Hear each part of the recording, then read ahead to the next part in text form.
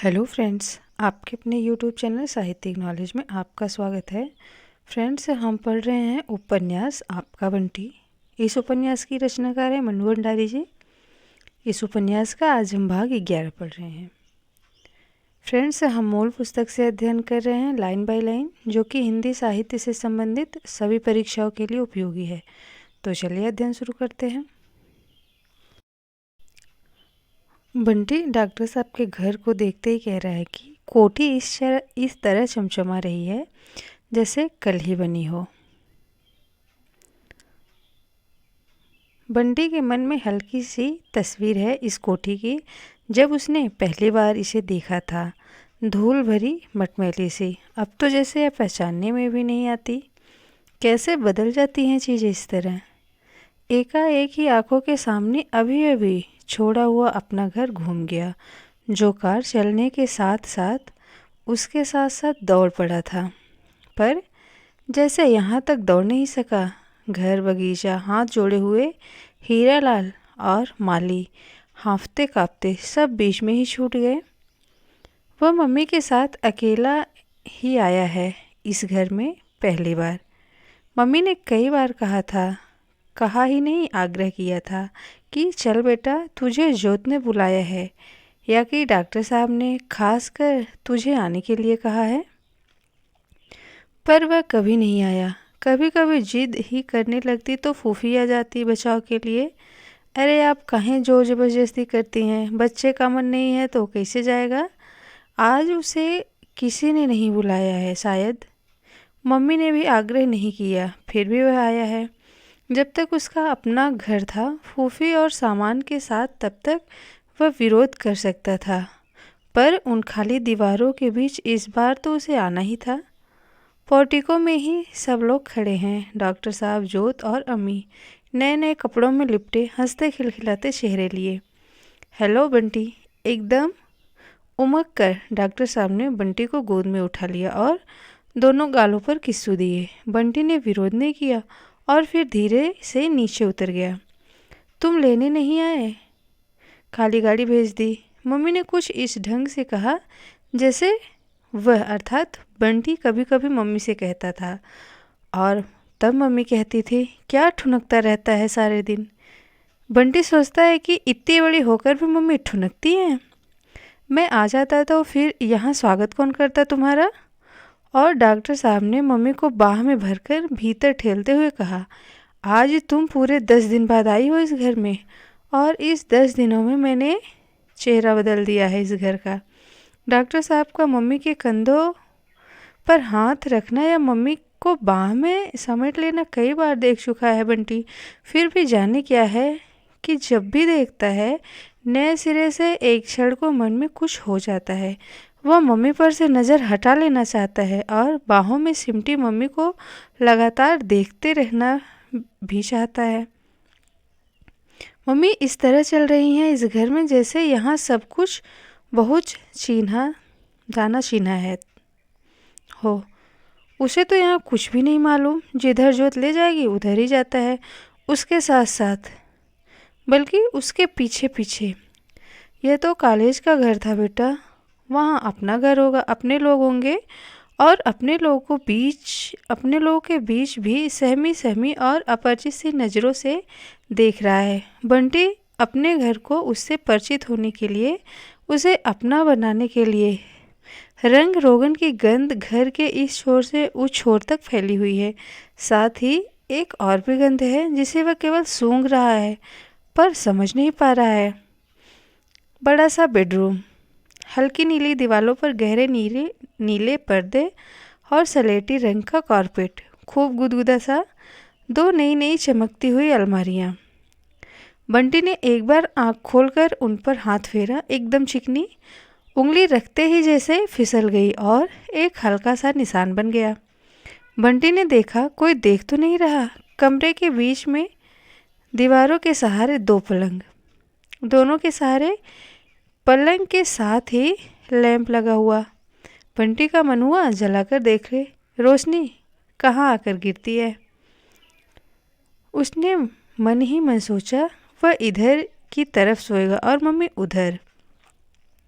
जब तक नींद ना आ जाए पढ़ते रहे और फिर लेटे लेटे ही खट से बत्ती बुझाओ और सो जाओ। दूसरी ओर ड्रेसिंग टेबल रखी थी और मम्मी की ड्रेसिंग टेबल से चौगनी शीशियाँ, यह सब किसने जमाया होगा? एकाएक बंटी की नज़र मम्मी की उस जादुई शीशी को ढूंढने लगी। नहीं, वह नहीं थी। उसे जैसे हल्की सी राहत मिली। कमरे के एक सिरे पर आकर बंटी ने एक साथ पूरा कमरा देखा तो आंखों के सामने रंगीन तस्वीर वाली उन मोटी मोटी किताबों वाला कमरा उभर आया। डॉक्टर साहब ने सचमुच उनके लिए बिल्कुल वैसा ही कमरा बनवा दिया। एक क्षण को जैसे अपना घर छोड़ने का अवसर धुंधला हो गया।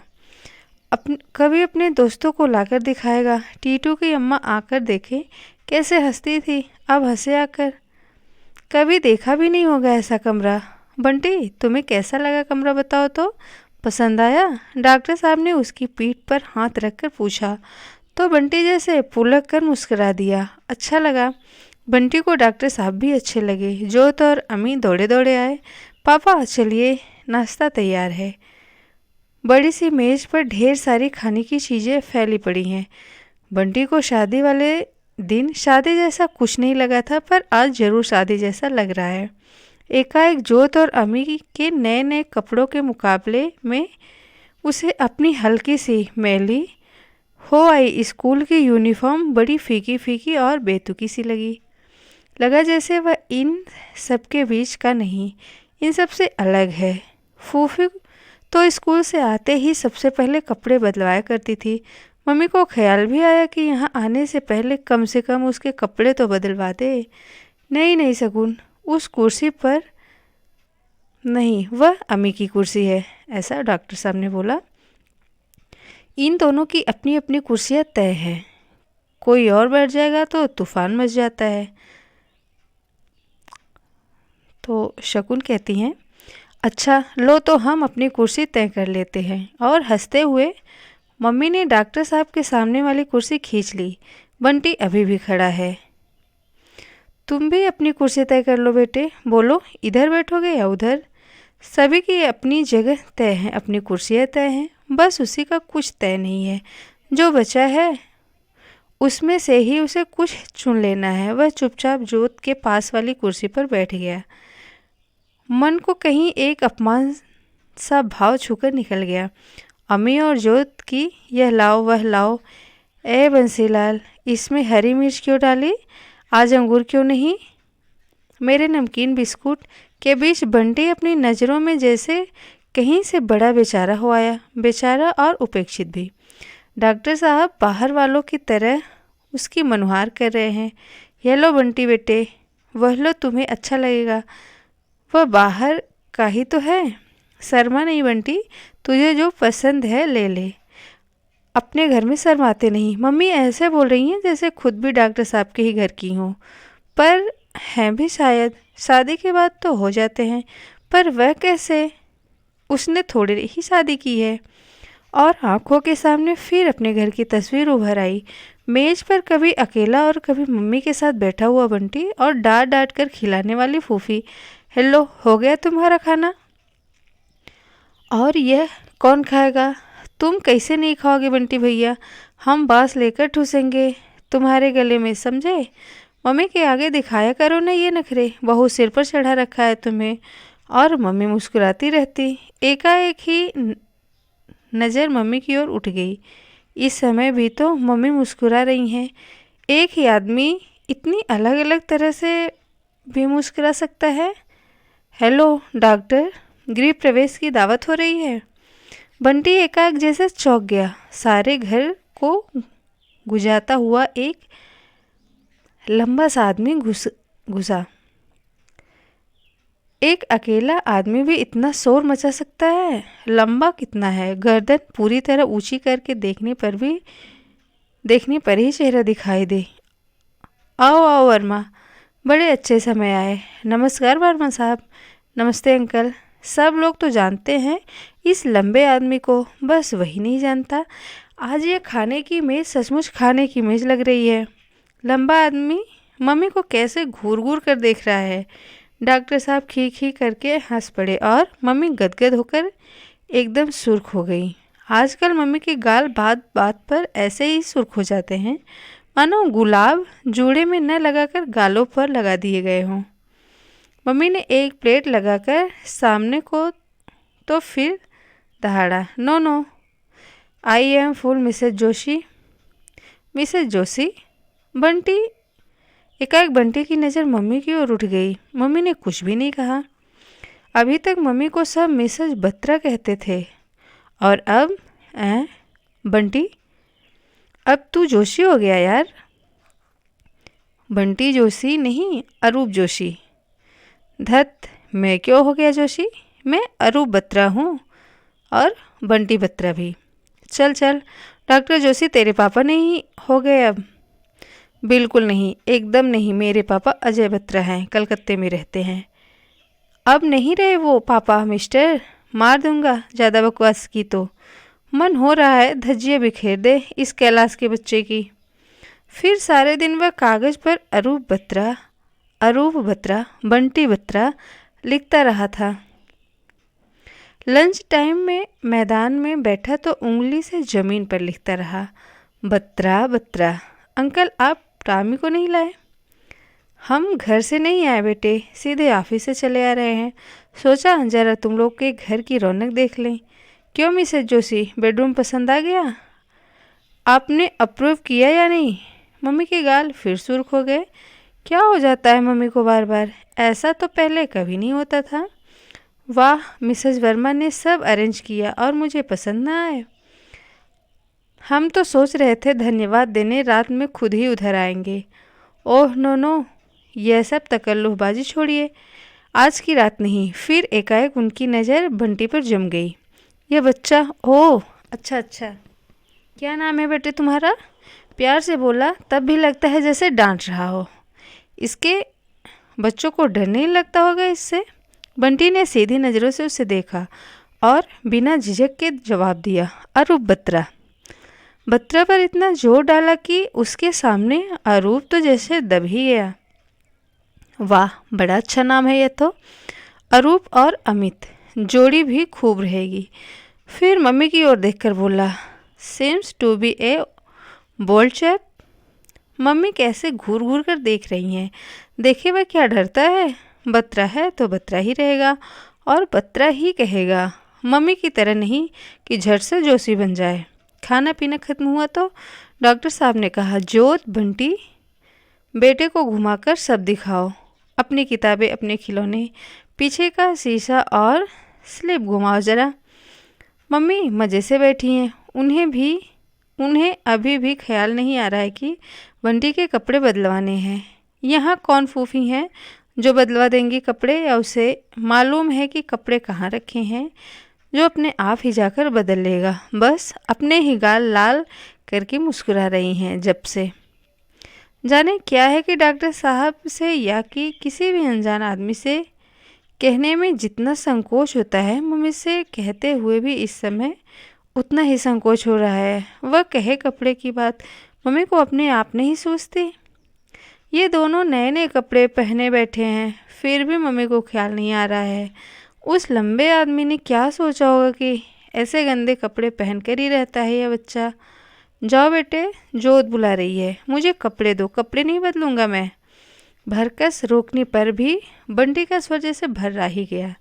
अरे चल चल, मैं तो भूल ही गई। फिर डॉक्टर की ओर देखकर पूछा, आज जो कपड़ों के बक्से आए वे कहाँ रखे हैं?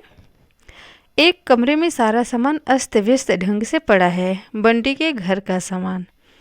बक्से, बिस्तरे, गठरी में बधी हुई किताबें, टोकरी में भरे हुए खिलौने, बंटी की पेंटिंग्स और भी जाने क्या क्या। लगा जैसे उसका सारा घर गठरियों टोकरियों में बांध कर यहाँ ठूस दिया गया है। मम्मी एक बक्से से कपड़े निकाल रही हैं और बंटी उस सामान को देख रहा है। सामान का चेहरा भी होता है क्या? सारा सामान कैसा उदास उदास लग रहा है। बंटी का सिपाही टोकरी के किनारे सिर के बगल ठुसा हुआ है। बंटी जल्दी से गया और उसे निकाल कर उसने सीधा कर दिया, पर भीतर तो सब कुछ उलट पुलट है। एक बार मन हुआ अपने सारे खिलौने निकाल कर ले कपड़े बदल और बच्चों के साथ खेल। जोत है, अम्मी है, पीछे भी बड़ा सा मैदान है, खूब खेलो कूदो दौड़ो भागो। पर बंटी है कि अपनी टोकरी में ही लगा हुआ है, जैसे उसने मम्मी की बात सुनी ही नहीं। कल सब ठीक कर दूंगी बेटे, अभी ऐसे ही रहने दे। बंटी ने पलट कर मम्मी की ओर देखा, लगा जैसे पूछ रहा हो कि क्या क्या सब ठीक कर दोगी। और उस कमरे से निकला तो एक बार फिर लगा जैसे अपने घर से निकल रहा हो। जोत सब बता रही है, यह जो नीम का पेड़ है ना बंटी, ये जिस दिन पापा पैदा हुए थे उस दिन लगवाया गया था, और बाबा ने पापा के जन्मदिन पर इसकी पूजा करती थी चाची अम्मा। और एकाएक ही बंटी की आंखों के सामने आम का वह छोटा सा पौधा घूम गया। चाची अम्मा कौन? यह नाम तो बंटी ने कभी नहीं सुना। चाची अम्मा कौन? हमारी चाची अम्मा। अम्मी ने कहा तो जोत हंसने लगी। पापा की चाची जी, अभी तक वही तो रहती थी हमारे पास, थोड़े दिन पहले ही तो गई हैं। और वह जो बड़ा सा जाली का पिंजरा देख रहा है, उसमें खरगोश पाले जाते थे बंसीलाल ने। पर एक बार जाने कैसे बिल्ली घुस गई और सब सफाचट। बिल्ली नहीं बंटी भैया, बिलाव। ये मोटी जबरी पूछ देख लो तो डर लग जाए। सारे खरगोश चट कर गया। फिर बंसीलाल का घर, इमली का पेड़, जहाँ दोनों बीन बीन कर कच्ची इमली खाते हैं। बड़ी स्वाद है इस पेड़ की इमलियाँ। जोत और अम्मी बताए चले जा रहे हैं और बंटी केवल सुन रहा है। सुनने के सिवा वह कर ही क्या सकता है, बताने के लिए है ही क्या उसके पास। बंटी अपने घर में घूम रहा है, पर अपने घर जैसा कुछ भी तो नहीं लग रहा है। सर्दियों के दिनों में सांझ से ही तो चारों ओर अंधेरा घुसने लगता है, और जैसे जैसे अंधेरा घुलता जा रहा है, सब कुछ और ज़्यादा अपरिचित होता जा रहा है। यहाँ तो आसमान भी पहचाना हुआ नहीं लगता, हवा भी पहचानी हुई नहीं लगती। अपने घर का आसमान और अपने घर की हवा कहीं ऐसी होती है। मम्मी डॉक्टर साहब के साथ बाहर गई हैं और वह कमरे में अकेला बैठा है। चारों ओर बत्तियां जगमगा रही हैं, फिर भी बंटी के मन में न जाने कैसा डर समा रहा है। रात में वह कभी घर से बाहर नहीं सोया, अब कैसे सोएगा यहाँ? और आंखों के सामने वही नीले पर्दे वाला कमरा घूम गया। फिर भी डर है कि बढ़ता ही जा रहा है। अपने घर से आया है, तब से अब तक यही लग रहा था। वह केवल यहाँ आया है, तभी शायद उस समय उसे उतनी घबराहट नहीं हो रही थी। पर अब जैसे जैसे रात बीतती जा रही है, यह एहसास कि वह केवल आया ही नहीं, उसे यहाँ रहना भी है, केवल आज ही नहीं, हर दिन हर रात।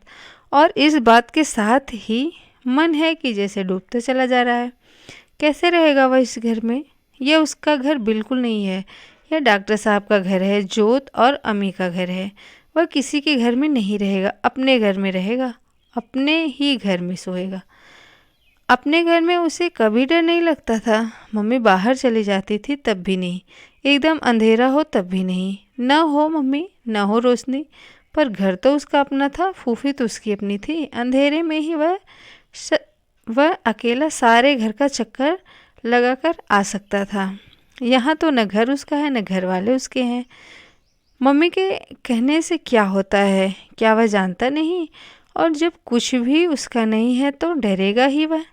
लाख रोकने पर भी आंखें हैं कि छल-छल हो रही हैं। अरे बंटी, तू यहाँ बैठा है, कपड़े नहीं बदले?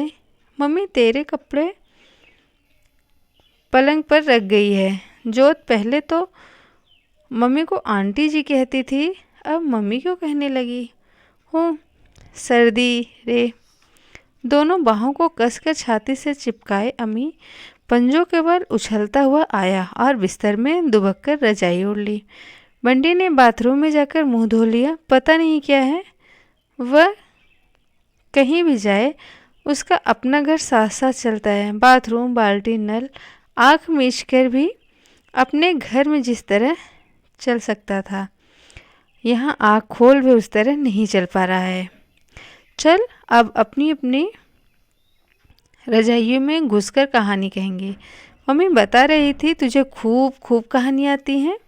मैं भी कहानी सुनूंगा बंटी भैया, राजा रानी वाली और परियों वाली। पर बंटी न बिस्तर में लेटा, न रजाई ओढ़ी और न ही उसने कहानी सुनाई। बस कंबल लपेट कर बैठे बैठे मम्मी की राह देखता रहा। अम्मी तो लेटते ही सो गया। जोत उससे स्कूल की बातें पूछती रही, चुटकुले सुनाती रही। स्कूल की बातों पर वह चुप रहा और चुटकुलों पर वह रोता रहा। थोड़ी देर में जोत भी लुढ़क गई। बंटी है कि न उससे सोते बन रहा है न जागते, बस रह रहकर आंखें छलछला आती हैं। मम्मी के आते ही वह छिटक कर पलंग के नीचे उतर आया। अरे तू सोया नहीं बंटी बेटा? और यह क्या, कुछ भी गर्म नहीं पहन रखा है और बिस्तर में से निकल आया? सर्दी नहीं लग जाएगी? बंटी दौड़कर मम्मी के पैरों से लिपट गया। मैं अकेला कैसे सोता, मुझे डर नहीं लगता? उंगली में साड़ी की चाबी नचाते हुए डॉक्टर साहब आए। अरे तुम सोए नहीं बंटी बेटे, तुम चलो। और मम्मी उसे अपने से चिपकाए चिपकाए ही कमरे में ले आई। डर क्यों लगता है? जोत और अम्मी नहीं सो रहे हैं यहाँ। देख अम्मी तो तुझसे भी छोटा है, उसे डर नहीं लगता और तुझे डर लगता है। मम्मी ने पूरे जूड़े में माला लपेट रखी है और सुगंध है कि केवल माला में से ही नहीं, जिसे पूरे शरीर से फूटी पड़ रही है। मम्मी गई थी तो दूसरी तरह की थी और अब लौटी हैं तो एकदम ही दूसरी तरह की हो गई हैं। तू तो बहुत पगला है बेटे, सबके बीच में भी डरता है। पर उस कमरे में तो कोई नहीं था, मैं कैसे सोता? अकेले मुझे डर नहीं लगता वहाँ। ओह मम्मी एक क्षण रुकी, फिर उसकी पीठ सहलाती हुई बोली, नहीं बेटा, बच्चों लोग का तो यही कमरा है, बच्चे लोग सब एक साथ सोएंगे। देखो ये लोग भी तो सो रहे हैं यहाँ। चल मैं तुझे सुलाती हूँ। और मम्मी बहुत प्यार से पकड़कर उसे पलंग पर लिटा दिया, रजाई उड़ाई और उसके सिरहाने बैठकर उसका सिर सहलाने लगी। बंटी की आंखों में इतनी देर से तैरा हुआ वह नीले पर्दे वाला कमरा, जिसमें बंटी ने मन ही मन अपना पलंग भी तय कर लिया था, जैसे ढह कर गिर पड़ा। बंटी बेटा, पसंद आया तुम्हें यह कमरा? झूठ झूठ। मन में जैसे एक ज्वार उठ रहा है, दुख का, गुस्से का। मन हो रहा है जाए उस कमरे में और एक एक चीज़ उठाकर फेंक दे, पर्दे फाड़ डाले, देखे कोई क्या कर लेता उसका। मम्मी ने झुककर उसके गाल को चूमा तो उसने मम्मी का चेहरा झटक दिया। क्यों पागलपन कर रहा है बेटे? देख ये दोनों भी तो हैं। मुझे तंग करने में, सबके बीच शर्मिंदा करने में तुझे खास ही सुख मिलने लगा है आजकल। हाँ मिलता है सुख, जरूर करूँगा शर्मिंदा। तुम नहीं कर रही हो मुझे शर्मिंदा है। यहाँ दूसरों के घर लाकर पटक दिया। अपना घर होगा, कोई नहीं है अपना घर। मैं नहीं रहता किसी के घर। पहले तो कमरा पसंद करो और फिर कितनी बातें हैं जो फूट पड़ रही हैं। बंटी चाहता भी है कि सब कह दे। कितने दिन तो हो गए हैं उससे कुछ कहा ही नहीं। आजकल तो वह सिर्फ सुनता है और मान लेता है, पर आज नहीं। लेकिन गला है कि बुरी तरह भिंचा हुआ है। लगता है बोलना चाहेगा तो वह बस केवल हिचकी फूट कर रह जाएगी। नींद नहीं आ रही है बंटी को। क्या बात है बेटे? डॉक्टर साहब तौलिया लटकाए दरवाजे पर खड़े पूछ रहे हैं। अभी सो जाएगा, नई जगह है ना शायद इसलिए। मम्मी शायद उसके जागते रहने की सफाई दे रही हैं। तुम जाओ, मैं सो जाऊंगा। रुधे हुए गले से बंटी ने किसी तरह से शब्द ठेल दिए। ऐसे मत कर बेटे, ऐसा नहीं करते ना। चल मैं बैठी हूँ तेरे पास। मम्मी बैठी बैठी उसका सिर सहलाती रही, धीरे धीरे उसके गाल थपथपाती रही। बंटी आंखें मूंदे पड़ा रहा। थोड़ी देर बाद धीरे से मम्मी उठी, एक बार चारों ओर से उसे अच्छी तरह ढका। खट, बत्ती बंद हुई तो बंद आंखों में फैला अंधेरा खूब गाढ़ा हो गया। बंटी ने आंखें खोल दी। सारी की सारी मम्मी अंधेरे में डूब गई थी। बस धीरे धीरे दूर होता उनका जूड़े का गजरा चमक रहा था। दरवाजे पर पहुंचकर मम्मी ने धीरे से आवाज़ दी, बंटी बंटी चुप, सो गया। डॉक्टर साहब रात के कपड़े पहनाए थे। हूँ, मम्मी ने धीरे से कहा। फिर दोनों उसी कमरे में चले गए और एक हल्की सी आवाज़ हुई, शायद दरवाज़ा बंद होने की। बंटी को लगा घर से चला था तो बीच रास्ते में आकर उसका अपना घर और बगीचा छूट गया। यहाँ आकर मम्मी छूट गई। इतनी देर से दबा हुआ एक आवेग था जो दरवाजे के बंद होते ही फूट पड़ा। थोड़ी ही देर बाद ही अचानक उस कमरे का दरवाज़ा खुला और डॉक्टर साहब ने निकलकर बाहर के बरामदे की बत्ती बंद कर दी। सारा घर अंधेरे में डूब गया। बंटी के मन का दुख और गुस्सा धीरे धीरे डर में बदलने लगा। केवल डर ही नहीं, एक आतंक। कैसी कैसी शक्लें उभरने लगी उस अंधेरे में।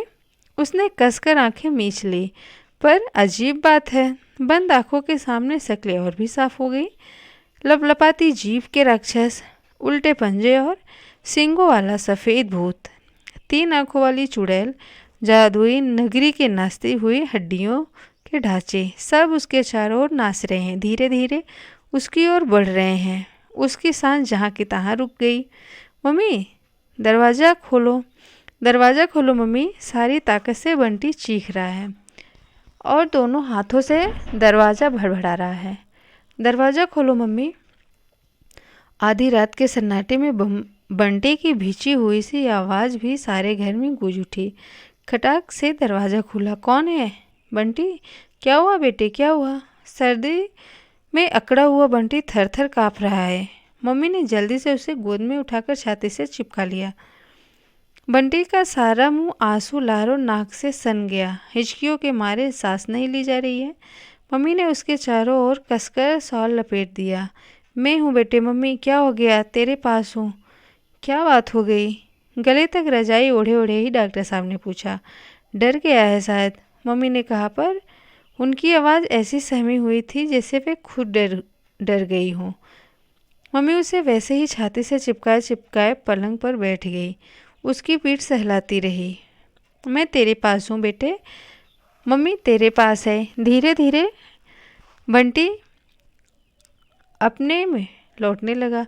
मम्मी की आवाज़ ने, मम्मी की बाहों ने उन सबको भगा दिया जिनके बीच बंटी की सांसें रुकी हुई थी।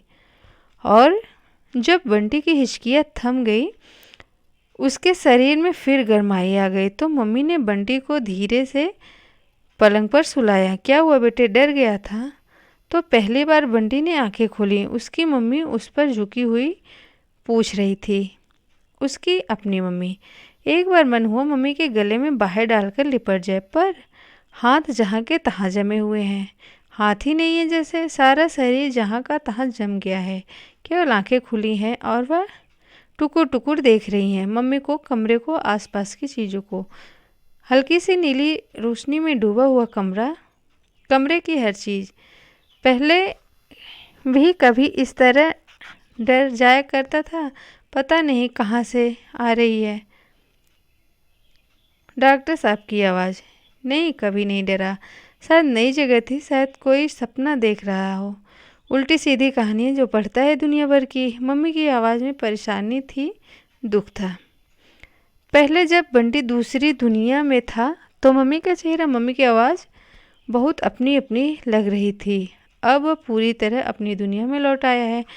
नीली रोशनी में नहाई मम्मी का कमरा, कमरे की हर चीज़ जैसे दूसरी दुनिया के लगने लगे। दोपहर वाला कमरा जैसे कहीं से बिल्कुल ही बदल गया है। सब कुछ फिर बड़ा जादुई जादुई लगने लगा। फिर मन में डर सामने लगा। फिर मन में डर समाने लगा, अजीब तरह का डर। बंटी ने आंखें मूंद ली, पर 2-4 मिनट के लिए देखा हुआ वह नीला रंग आंखों के सामने ही आकर चिपक गया। नीलम देश, क्या ऐसा ही होता है? थोड़ी देर मम्मी की थपकियाँ और फिर जैसे कि कहीं दूर से आती हुई आवाज़, पर तुम जब समझते हो, कहते हो तो मन ज़रूर थोड़ा हल्का हो जाता है। पर मैं जानती हूँ कि यह कुछ नहीं, धीरे धीरे सब ठीक हो जाएगा। डॉक्टर साहब की नींद में डूबी हुई आवाज़। सो गया? इसके आगे कुछ विशेष नहीं है, आप चाहें तो वीडियो को पॉज कर करके पढ़ सकते हैं। मैं ऐसे ही रिकॉर्ड कर दे रही हूँ।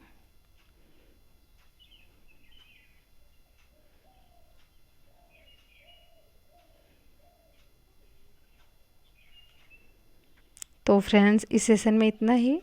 आपका बंटी इस उपन्यास की आगे की घटनाओं को जानने के लिए हम अगला सेशन ज्वाइन करेंगे। Thanks for watching this video.